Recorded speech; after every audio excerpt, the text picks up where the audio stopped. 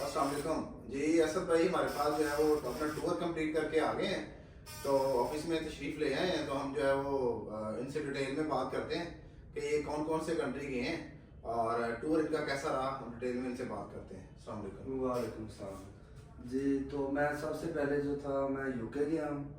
UK से कुछ एक वीक मेरा स्टे था यूके। उसके बाद मेरी मोरक्को की फ़्लाइट थी। मोरक्को 4 दिन का टूर था मेरा। मोरक्को 4 दिन का टूर कंप्लीट करके फिर मैं आया हूँ वापस यूके फिर आया हूँ।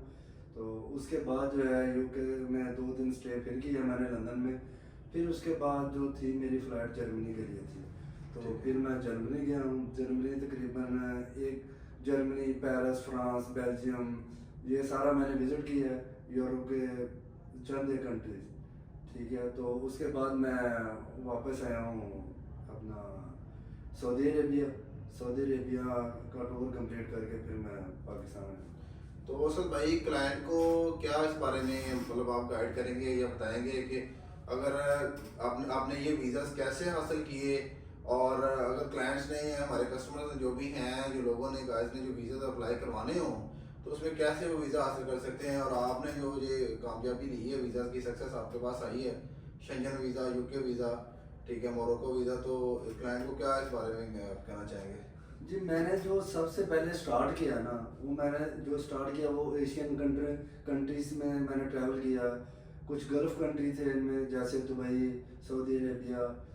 तो एशियन कंट्री में जैसे आप कह लें सिंगापुर, मलेशिया, थाईलैंड, अज़रबैजान, ये इन कंट्री का टूर करने के बाद मैंने टर्की का वीज़ा लिया, टर्की ट्रैवल किया। फिर टर्की के बाद मैंने जो है वो जापान का वीज़ा, टर्की के वीज़े के बाद जो है जापान का वीज़ा मुझे मिला। ठीक है। तो उसके बाद मैंने जापान ट्रैवल किया। तो जापान ट्रैवल करने के बाद फिर जो है ना वो मैं बड़े वीज़े जो है मुझे, जैसे आप कह लें यूके का वीज़ा, जर्मनी का वीज़ा, ऐसे मुझे उसके बाद मोरक्को का वीज़ा, ये सारे वीज़ा जो हैं वो मुझे हासिल हो गए इस तरह।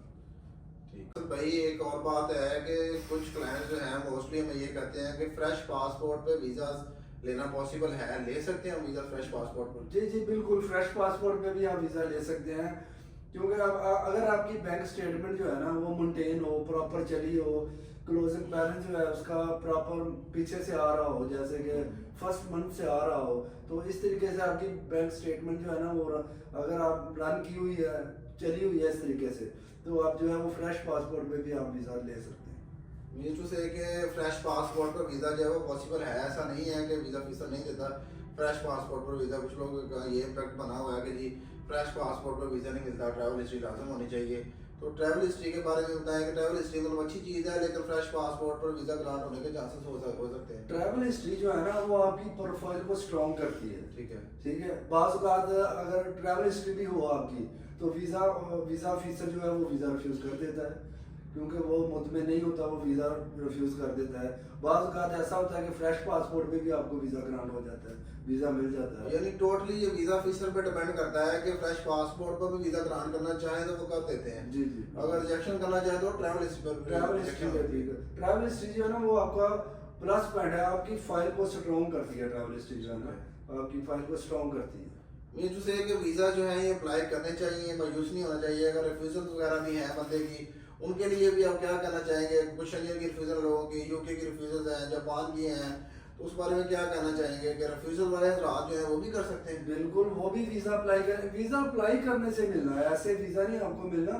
तो अप्लाई करते रहें, ट्राई करते रहें, वीज़ा आपको मिल जाता है। जैसे आपकी अगर शेंजन में रिफ्यूज़ल आई हुई है, ठीक है, तो आप जर्मनी ट्राई करें। जर्मनी का इंटरव्यू बेस पे वीज़ा होता है। अगर एक आप अच्छा इंटरव्यू दे सकते हैं, उनको मुतमिन कर सकते हैं, तो आपको 100% वीज़ा ग्रांट हो यानी जाएगा। आप कह रहे हैं कि शेंजन वाले जो लोग हैं, जिन्होंने शेंजन में रिफ्यूज़ल है, कुछ लोगों की, कई क्लाइंट्स की, वो जर्मनी का वीज़ा अप्लाई करें। इंटरव्यू बेस्ड वीज़ा है, उस पर ज़्यादा चांस है वीज़ा लगने के। जी जी बिल्कुल, उधर जाके आपने अपना पर्पस क्लियर करना है कि मैं इस पर्पस के लिए, अगर आप अपना पर्पस क्लियर कर दें उनको, तो मैं लिख के देता हूँ कि 100% आपको जर्मनी का वीज़ा मिल जाएगा।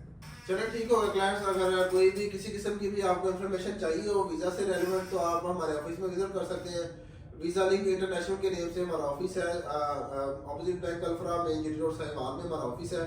और अगर किसी भी कस्टमर को, क्लाइंट को कोई इन्फॉर्मेशन चाहिए हो वीज़ा से रेलिवेंट या अप्लाई करवाना हो वीज़ा, तो आप जो है वो डायरेक्टली जो है वसत भाई से कॉन्टैक्ट कर सकते हैं, मेरे से कॉन्टैक्ट कर सकते हैं और हमारे ऑफिस विजिट कर सकते हैं।